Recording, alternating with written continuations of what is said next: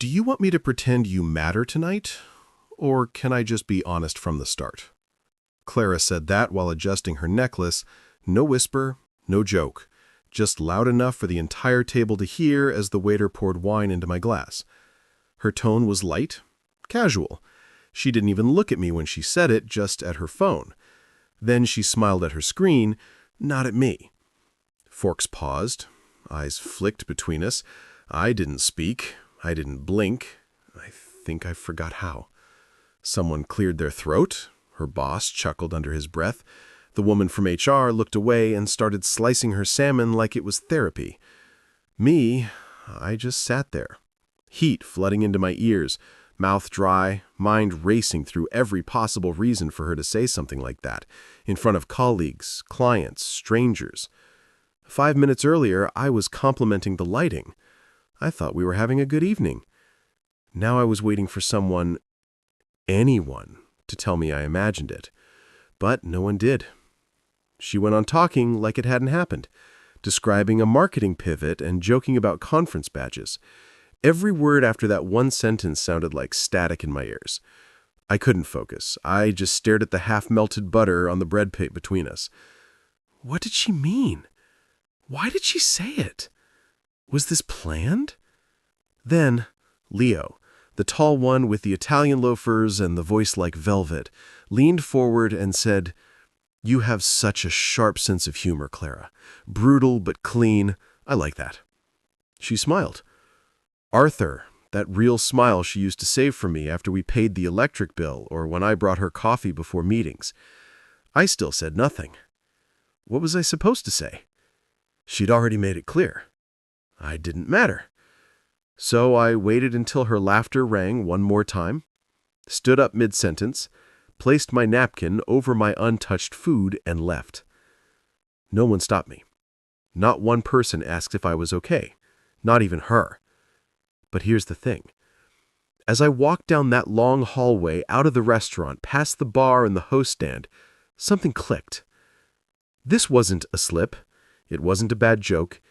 It was the first time she let the truth slip, and everyone at that table already knew it but me.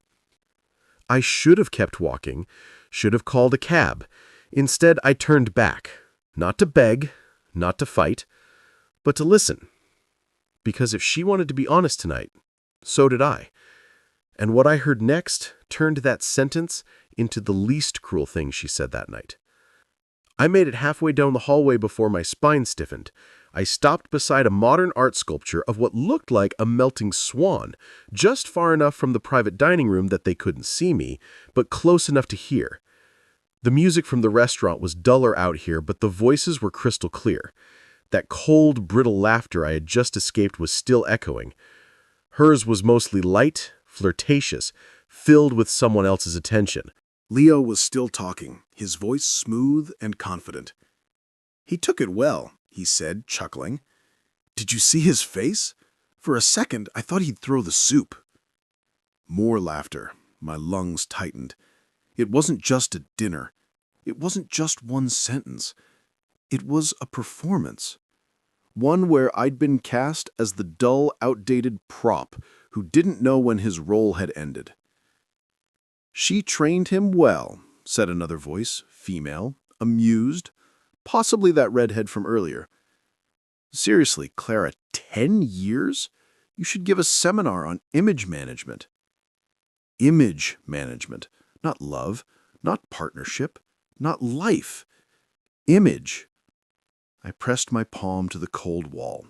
It grounded me, kept me from walking back in there and demanding an answer I wasn't ready to hear. Instead, I did what I've always done. I observed, quiet, careful. The way I used to watch her tie her hair back before job interviews. The way I listened through the door when she practiced presentations, muttering stats to herself in the hallway at midnight. But this wasn't practice. It was routine. And I was the only one who hadn't read the script. Then I heard the worst part. Something so normal, so relaxed, it struck deeper than anything cruel ever could. "I told you," she said between sips. "He's harmless. He won't make noise. He'll go home at his usual time, Maybe journal about it. That's who he is. He folds. He doesn't fight. Everyone laughed. It was a knowing laugh. One they'd all earned in a conversation I'd never been invited to. My throat burned. My hands were shaking. Not with rage. Rage would have meant I had power, but with embarrassment. She wasn't lying. I was that guy. I would go home. I would stay quiet because confrontation felt like failing a test I never signed up for. But what she didn't know, what none of them knew, was that I wasn't going home. Not this time. I left the restaurant completely. Didn't look back. I walked 3 blocks to a bus stop. Even though I had my car in the lot, I didn't want to drive. I wanted to sit like a stranger in my own life and let the world pass by while I figured out what the hell just happened. As the bus pulled up, my phone vibrated. A text from Clara. Don't overthink it. Just a joke. That was it. That one message, that lazy lie, that insult wrapped in a digital shrug did something I didn't expect. It didn't hurt. It didn't confuse me. It clarified everything. She wasn't sorry. She wasn't nervous. She wasn't worried that I'd overheard or left or didn't come home. She wasn't even curious where I was because, in her mind, I wasn't a person anymore. I was furniture, background, a detail she kept too long and now used as set decoration. And if she thought that, I had to wonder how many other people did too. That night, I didn't go home. I didn't go to a hotel. I went somewhere that would give me answers. Somewhere I never thought I'd go. Somewhere she told me never to touch. Her work laptop, which, thanks to a mistake she never knew she made, was still logged in to our shared network drive. And what I found there was the opposite of a joke. It was a timeline, with names, with pictures, with dates. This wasn't spontaneous cruelty. It was scheduled. The moment I opened her work laptop, it greeted me like it was relieved to finally speak. No password prompt. Clara had once bragged about never wasting time with useless login screens. I used to roll my eyes. Now I was grateful. It opened to her company dashboard, rows of tabs and bookmark tools lining the screen. At first, it looked like nothing more than a high-level marketing planner. Campaign timelines, vendor contacts, and graphs. I was about to close it and admit to myself I was spiraling, until I noticed a folder labeled simply Clockwork. Clockwork. I clicked. It opened to a subfolder labeled with years, 2019, 2020, 2021. She had folders named after years, like she was archiving time itself. I opened the current one, 2025. Inside was a document called Q2 Overlay Strategy.doc. Innocent enough, but when I opened it, my hands began to sweat. It wasn't marketing. It wasn't even business. It was personal, deeply personal.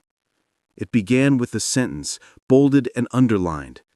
Perception is the only currency. Maintain control of the story. Below that, tables, detailed logs, color-coded entries like she was managing multiple lives. April 4th, Leo, rooftop bar, 6:30, wear white, leave separately. April 9th, Arthur, dinner at home, play nostalgic Spotify playlist, wear glasses. April 10th, Leo, hotel, room 708, use debit, not corporate. I froze. It kept going. A schedule of deception. I was in it, marked like a task, a scene in a script. Everything down to my favorite meals was noted, not as kindness, but as a strategy. The Spotify playlist she put on last Sunday while we cooked dinner. Planned. Meant to reset the emotional tone. Her words, not mine. And there were photos buried in a subfolder named Visual Anchors, like they were graphic assets for a pitch. But they weren't. There were screenshots of text threads, selfies with Leo, and even recordings of voice memos she left herself. Ideas for how to exit the marriage quietly, protect her image, redirect sympathy. There was one note that made my heart actually skip. He'll collapse emotionally, but not react. That's the safest type. No PR damage. That was me. That was what she thought I was worth. I didn't cry. I didn't scream. I just stared at the woman I thought I knew, reduced to a digital strategist of emotional manipulation. Her cruelty wasn't sharp. It was methodical, cold, thought out, like she'd spent months preparing to make me doubt my own instincts until it would have felt easier to blame myself than face what she'd done. But I wasn't angry yet, not fully. The anger hadn't settled in. What I felt was deeper. Disorientation. I wasn't just losing my wife. I was realizing I never had her. Not really. I was her decoy life, her disguise. And I couldn't stop looking because just when I thought I'd seen the worst of it, I opened a file dated 2 weeks ago labeled Clara_voice_audio test. It was a memo to herself. I hit play. Okay, reminder. When the campaign launches, make sure to time the Arthur separation announcement during the rollout.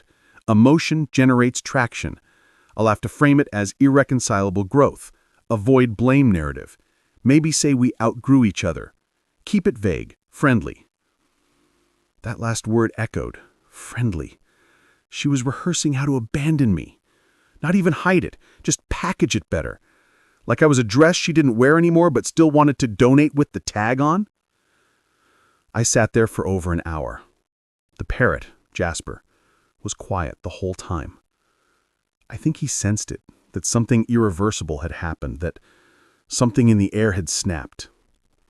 When I finally closed the laptop, it wasn't a stop. It was because I knew I couldn't unsee any of it. And somewhere deep in my chest, a tiny ember flickered. Not rage, not revenge. Clarity. I wouldn't tell her what I found, not yet, because she thought I would fold quietly. And I wanted her to feel something she never planned for. Uncertainty. The key turned in the lock at exactly 10:41 p.m. I watched the door from the kitchen table, still and silent, as if I were studying the behavior of a wild animal in its natural habitat. Clara stepped in wearing her tailored navy coat, heels clicking softly on the entryway tiles. She didn't call out, didn't ask why the lights were off, why the air felt heavier.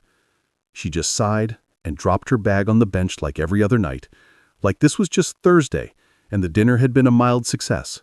I'd already closed the laptop, already disconnected her cloud sync. I didn't delete anything. I made copies, multiple, but left everything in its place, untouched. I wanted her to believe nothing had changed. That's how she operated, right? Control the story, keep it clean. She walked into the kitchen, stopped when she saw me. "Oh," she said, mildly surprised, "you're up." I didn't answer, I just looked at her. She blinked once, twice. Then her eyes narrowed, scanning for signs.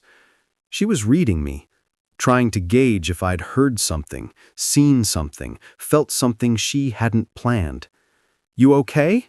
she asked, moving to the fridge, as if casual conversation could glue the air back together. "I'm fine," I said, too calmly.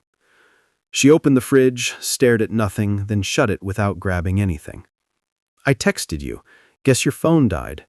"No, it didn't." There was a beat, a flicker of recognition in her eyes, not panic. Strategy. She was recalculating.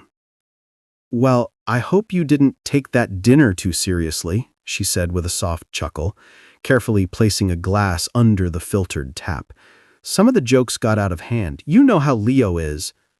"You're right," I said, folding my hands.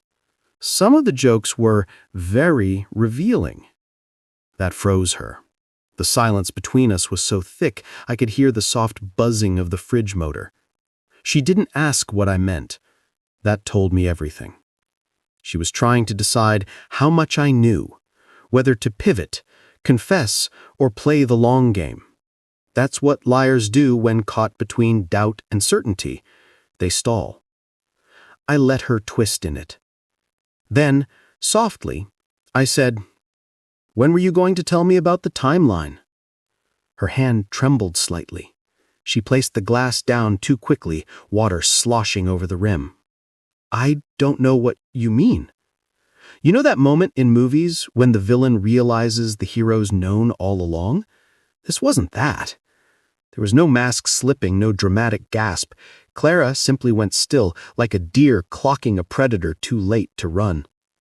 I stood up slowly, walked over to the coat rack, and lifted the envelope I had prepared hours ago. Inside, printed copies of her notes, a few of the emails, one of the photos she didn't know had metadata attached. I didn't throw it at her. I didn't even hand it to her. I just placed it gently on the counter next to her hand and whispered, "Open it when you're alone." She stared at it as if it were something alive. "I'm not doing this with you tonight," she said after a long pause, trying to summon annoyance, authority, any emotion that might ground her again. "I know. That's the point." She looked at me then. Really looked at me for the first time in weeks, maybe months. And I think it scared her that I wasn't crying, that I wasn't yelling, that I wasn't folding. She wasn't prepared for a quiet storm. She wasn't prepared for me to look like I'd already left, even as I stood right in front of her. And maybe that's why she didn't follow me when I walked out the front door. Because this time, for the first time, I wasn't leaving to cool off or calm down. I was leaving to decide if I ever wanted to come back. And something deep inside me already knew the answer. She didn't message me that night. Not once.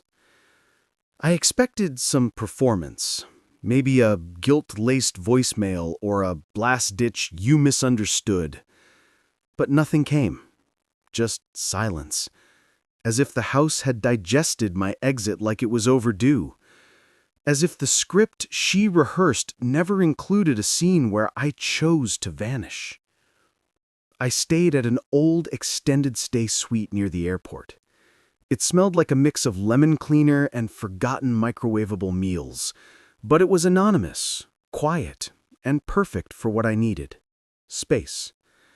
I didn't call friends, didn't rant online. I needed to observe without influence, think without commentary. That's always been my problem. I let people write their truths in my margins. Not anymore. On the third day, she finally texted me. "Arthur, hope you're safe. If you want to talk like adults, I'm here." A strange sentence. If you want to talk like adults. The implication wasn't concern. It was a jab, a framing, as if my silence was immature, as if her betrayal was grown up. I didn't reply. Instead, I watched from a distance. I knew she'd try something soon, and she did. The following afternoon, I returned to the house for exactly 20 minutes. I timed it. I didn't tell her. She wasn't home, but the scent of her perfume lingered like a ghost in every corner. I grabbed my essentials, passport, laptop, charger, cash. Then I took something she hadn't expected me to want, her backup phone. She kept it in her nightstand for emergencies, she once said. I always thought it was a backup for her business line, synced only when needed. But she had once carelessly left it unlocked in front of me while brushing her teeth. I remembered the passcode. I don't forget small things. Not anymore. Back at the suite, I plugged it in. It booted slowly, like it was resisting its own exposure. The home screen was minimal. Fewer apps, no social media, just messages, voice memos, and a call log. And that's when I found it. A contact named Alder Group Secure. I didn't know what the name meant, but I recognized the number. I'd seen it flash across her laptop screen weeks ago. She claimed it was a freelance client, but the messages... They weren't about business. They were about me. I scrolled carefully. Dozens of texts, most of them brief, some chilling in their casualness. Alder, he's still unaware. Clara, yes, quiet type, useful but fading. Another. Alder, legal structure drafted, you'll retain majority. Clara, perfect, we'll nudge things forward after the Q2 dinner. After the Q2 dinner, that was the dinner. The one where she said some relationships are just for appearances. She hadn't been testing me. She'd been flipping the final switch. This wasn't cheating. It wasn't even betrayal in the romantic sense. It was a razor. She'd partnered with someone, maybe a lawyer, maybe a silent partner, to shift assets, rewrite the public narrative, and engineer a clean exit from the life she built on my loyalty. She wasn't leaving because she fell out of love. She was leaving because I was no longer required. And yet, her plan had a flaw. She assumed I'd stay silent, that I wouldn't dig, that I wouldn't interfere. That was her mistake. That was the only variable she didn't account for. Because on the 6th day, she finally broke the silence. She showed up at my temporary place, no warning. I saw her reflection first. Dark coat, red lipstick, holding takeout from our old favorite Thai spot, like we were just going through a little married hiccup, like this was a reboot. I didn't open the door. I watched through the peephole. She knocked once, smiled lightly, adjusted her scarf, then knocked again. And then she said, soft and sweet, "Arthur, I think we both overreacted. Can we talk about what comes next?" That sentence, delivered with the smoothness of a campaign rollout, sent something through my body that didn't feel like fear. It felt like arrival. I knew then this wasn't a woman begging for forgiveness. It was a woman resetting the story. But what she didn't know was that I'd already started writing my own version, and she wasn't the narrator anymore. I didn't answer the door, not out of spite, not even out of fear. I just watched. Clara stood there for a full minute, maybe hoping I'd cave, maybe counting on the silence to soften me. She even knocked once more, lightly, the kind of knock you'd give a friend after a misunderstanding, not a husband you schemed against.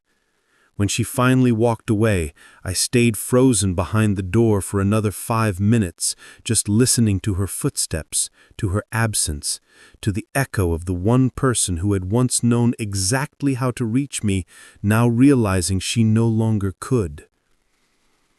But I wasn't just avoiding her.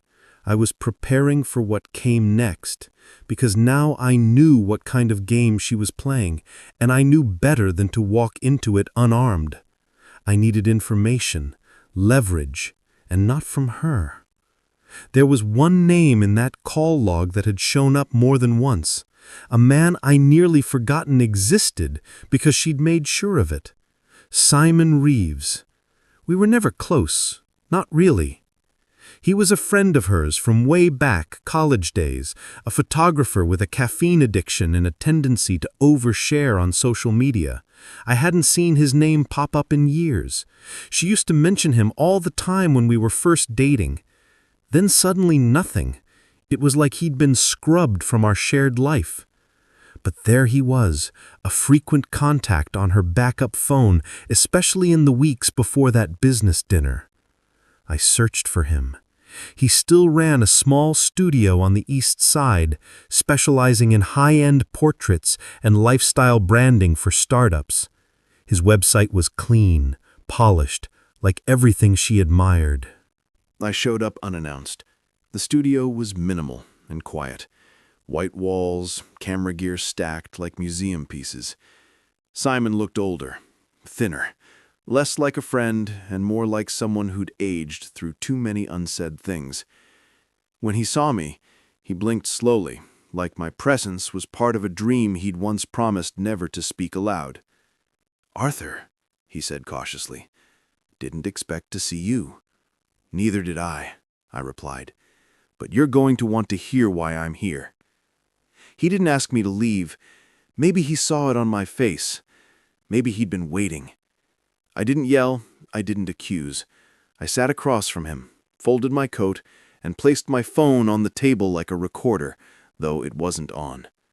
I found her notes, the voice memos, the calendar. I saw everything. His hands clenched to the edge of the table, but he didn't look surprised. Instead, he said, "She told me you'd never look, that you'd retreat." "She was almost right," I said quietly. He exhaled sharply. "Then I owe you an apology." That sentence caught me off guard. He stood up, walked across the room, and retrieved a small hard drive from a drawer. No explanation, no hesitation. He handed it to me like someone surrendering a weapon they never should have been holding. "What's on this?" I asked. "Proof," he said. "Insurance. For myself, mostly, but also for anyone who ever got in her way." My stomach twisted. "Why keep it?" "Because Clara doesn't destroy people in the open. She erodes them over time, makes them doubt, question, shrink. I saw what she did to a client once. The man ended up hospitalized with a breakdown. She smiled at his wife at the funeral. I didn't know whether to laugh or vomit. She approached me a month ago, said she needed photos for a narrative realignment, said she was going to separate gently from you and wanted to control the public tone. I thought it was PR language until I saw her documents. "Then why help her?" I asked, sharper than I meant to. He looked ashamed. "Because I'm weak. Because she convinced me it was harmless. And because I didn't think you would ever know." That was the part that stung. Not the betrayal, not the secrets. The fact that so many people had banked on my silence. I stood up, drive in hand. "I'm not going to the police," I said, "and I'm not starting a war." Simon nodded, confused. "Then what are you doing?" I paused at the door. "Something she's never seen before," I said. "I'm giving her exactly what she wants." Publicly and privately, I met his eyes. Privately, I'm going to remind her I was never harmless, just quiet. As I walked back to my car, the pieces began to fall into place. I wasn't building a revenge plan. I was building a mirror. And soon, I'd let her stand in front of it. The first post appeared on her LinkedIn the following Monday morning. Polished, measured, drenched in that corporate therapy language she loved. After a transformative decade, Arthur and I have decided to part ways with mutual respect and deep appreciation. Growth sometimes means letting go with grace. Please respect our privacy as we take our next steps. The photo attached was a black and white candid of us from 5 years ago. We were laughing. I'd made her tea that day after she had lost a pitch. She said it was the first time someone had seen her when she wasn't winning, and now she was using that moment like a curtain call. Within hours, the likes poured in. Comments from colleagues, industry people, thought leaders she'd worked with on panels and rooftop events, all praising her strength, her vulnerability. One even wrote, "You're an inspiration. Letting go is its own kind of love." I watched it all from the same couch where I'd once memorized her coffee order. But here's what made it poetic. She thought she'd published the ending. She thought I was still in the audience watching the lights go down. What she didn't know was that my beginning had already started. That same morning, I launched my own statement. Not public, not performative, not even about her directly. I uploaded a small blog post on a quiet, respected professional journal. Something few people outside our industry would even notice. The article was titled, "Narrative Architecture: How Emotional Framing Undermines Accountability in Public Breakups." It was calm, academic. No names, no accusations. Just an autopsy of the strategies people use to exit cleanly without confronting damage. It dissected language like mutual and growth and letting go with grace, breaking them down as tools of image management rather than genuine reflection. Within 2 days, it was picked up by 3 ethics newsletters. Quiet virality, the kind she couldn't scream at, the kind that scratched under her narrative like a whisper she couldn't block. The next thing that happened, she emailed me. Subject line, "Really?" No greeting, just one sentence. "This doesn't make you look better, Arthur." I replied with 2 words. It wasn't about me. That's when the cracks began. First came the missed call from her assistant, someone who had never contacted me directly in all our years of marriage. She left a voicemail stammering about timing overlaps and public perception misalignment. I deleted it. Then came Simon's message. "She knows I gave you the drive. She called me screaming." But still, she didn't call me. She couldn't, because calling me meant acknowledging that I wasn't broken, that I hadn't collapsed, that I was standing in the same story not as a background character, but as an author with my own pen. A week passed. I moved out of the suite and into a temporary loft 2 cities over. Quiet, high windows, a place without memory. Jasper the parrot came with me. He stopped mimicking her laugh. Now he mostly whistled to himself softly, like he was adjusting too. Then one evening I got a delivery. No note, no return address. Inside was a small wooden box. It was the exact box I had used 3 years ago to propose a second vow renewal to her on our 7th anniversary. I had written her a letter then about forgiveness, loyalty, choosing each other even when it's hard. I'd placed it in that box with a new ring. She had cried when she read it, told me I still made her feel like the best version of herself. Now the box was back, empty except for one thing, a folded version of her original voice memo transcript, the one she'd recorded about when to release our separation news. I hadn't printed it. She had. At the bottom, she'd scribbled in red ink, "I didn't think you had it in you." She still didn't get it.